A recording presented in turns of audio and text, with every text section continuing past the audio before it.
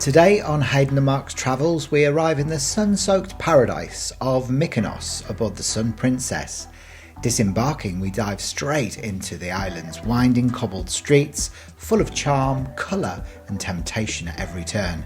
Designer boutiques, quirky shops, and even a tiny cannabis store tempting our curiosity.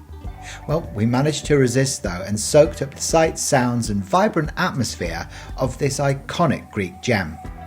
Returning to the ship, it's time to treat ourselves at Sabatini's Italian restaurant, where the carbs worked their magic and the cannoli nearly brought tears of joy to our eyes. From wandering the streets to indulging in divine Italian flavours, this stop on our Mediterranean adventure has it all. How was your day? Oh, well, I mean, I've had the best day so far today. I've loved Mykonos. It's a magical place, and from the very moment I woke up this morning and looked out, you know, of the view, and you know, we had a beautiful sunrise and over Mykonos, and it was just enchanting, wasn't it? It was lovely. So hold that thought. We'll start with last night, just to recap on what we did last night after we last filmed. So we went for our dinner at the Sanctuary restaurant, didn't we? Yes, that was right. And we really like it in there because the service is excellent, and obviously because we are Sanctuary Suite guests, we have that private dining space, which is really, really nice. The staff are really attentive. The menu is fantastic, and there's always extra dishes on there because it's the Sanctuary restaurant. So you get more dishes than you get in the main restaurant. Yeah, we both had parmesan crusted haddock, didn't we? Yeah, so we had soft shell crab with a Thai red curry sauce as our entree, which was delicious. And then followed by, as you say there, the parmesan crusted haddock, which was delightful. And then what did you have for your dessert? Was it a creme brulee? I had a creme brulee, yeah. And it was better than the one that you'd had the previous time, wasn't it? Oh, You said you liked it better. Yeah, it was nicer. And I shared some cheese and biscuits with Anne, so that was really nice. And what they had looked good as well, because Anne had a salmon on croûte. Oh, she had a salmon on croûte, but it was done like carvery style at the table. So they wheeled a trolley across, flipped open the lid, and there was this whole big side of salmon in pastry. It looked amazing. And then they just cut off a big chunk of it and put it on a plate. And Stuart had the veal milanese, which is his favourite dish. Yeah, so he was happy as pig in poo, wasn't he? And then after dinner, we decided we were going to go and catch the show, which was called Viva la Musica, and that was basically a tribute to Latin American themed music. So it did covers of things like Ricky Martin, Miami Sound Machine, Gloria Estefan, Shakira, and they played all of their music. So they had a band which was playing really good Latino music. Then they had obviously the performers who were singing, themselves and the dancing. So they were really multi-talented, weren't they? And at the end, they got everybody up out of the crowd as well. Yeah. Well, we think they were plants. Certain people were chosen, and everyone started dancing together. Because everyone seemed to be able to dance, didn't they? But we'll reserve judgment on that one and see. But that was really good, wasn't it? So we had a really nice night, but then everyone was too tired to do anything else. Nobody even wanted a nightcap, God, apart from me. So we never had a nightcap even because everybody wanted to go to bed because they were tired from Ephesus.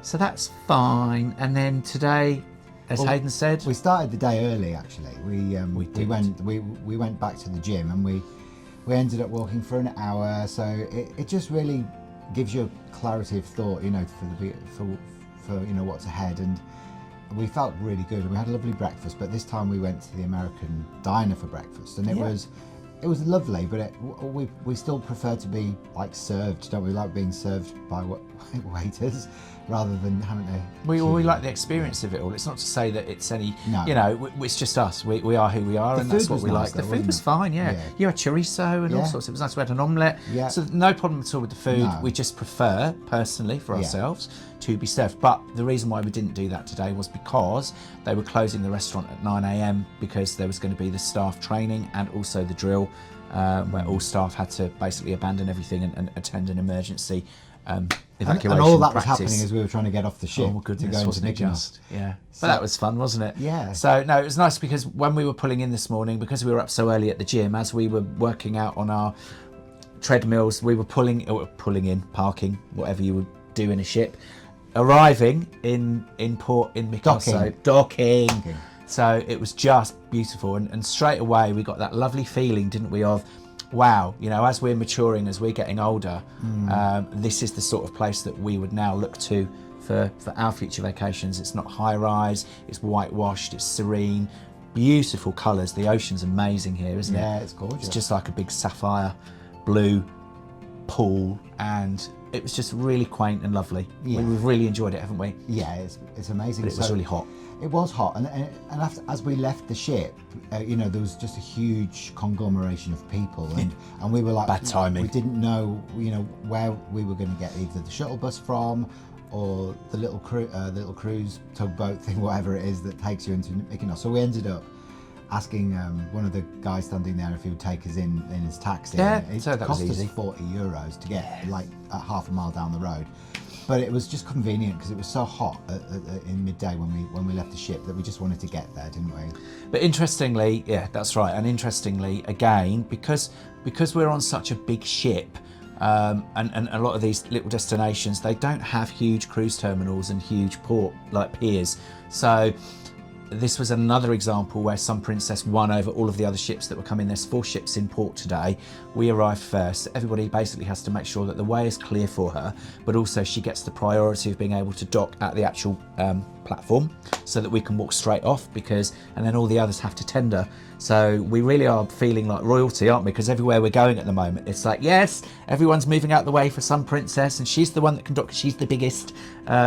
And everyone's just in awe, like, the people that aren't sailing with on this particular voyage are seeing her, and you can just hear them. Well, we met a lady who'd been travelling, like island hopping around the Greek islands on the little They're going on little ferries yeah. between the islands. And you could tell she was envious, because we would say, well, we go back to the ship and now we've got no children at the pool because we're in the sanctuary club and all the rest of it. And so, and I think it's one of those ships that that eventually, as word gets out and more people know about it, then it's probably going to get harder to be booked on here, I should imagine. But we're having a lovely time. We're thoroughly enjoying it, and so we're looking forward to our next cocktail, which will be we came back from having some time out on the island, and we of course went to the Sanctuary Club and had a couple of hours in the sun, didn't we? So we got some sunbeds and we all had a swim and we had a couple of cocktails, which was nice. Very, very hot today, about 40 degrees again. But we've managed to survive, and I'll tell you what I really loved about it though. We stopped and had just like a drink, like we had orange juice and you had some peach tea in one of the little tavernas. But we found all these lovely little narrow whitewashed cobbled lanes to explore as well, that are kind of just behind the main drag, where you've got the beach and everything. And the waterfront, and we spent quite a long time sort of looking at these designer shops and going through these little cafes and looking at the little churches and all the bougainvillea, and pretty. I loved that so much. It felt really exclusive and unique. It was amazing. Yeah, it's sort of how you imagined. Was it how you imagined Mykonos would be? Sort of. I just thought that I would see a lot more gay people walking around because gay men in budgie smugglers, all over the place. I didn't see any. It's not like that. It was just full of like tourists, really. And it's only to be expected. That's the only downside when the ships dock at the same time. Of course, there's heaps of people. Yeah. I think we're going to get that in all destinations, aren't we? Because but good for the island in that they are benefiting from the cruise ships coming in, because obviously everyone's doing it tough, aren't they? And it was lovely to see that all the tavernas and the places where you could get food and drink were busy and thriving, and every table was full and everyone was happy, and so long may it continue to bring prosperity to all these islands. So as long as they can manage and cope with the rush on that they seem to get of everybody getting off the ship, because it's always at the same time. It's just the way it goes. So what are we doing tonight then? So we have a reservation tonight at Sabatini's Italian Trattoria, which is one of the specialty restaurants included with the Princess Premier package. We booked our restaurants months and months and months ago just to make sure that we could get the ones that we wanted. We're really excited about this one because we've seen lots of other YouTubers dining in that particular restaurant and reviewing it, like Joey P.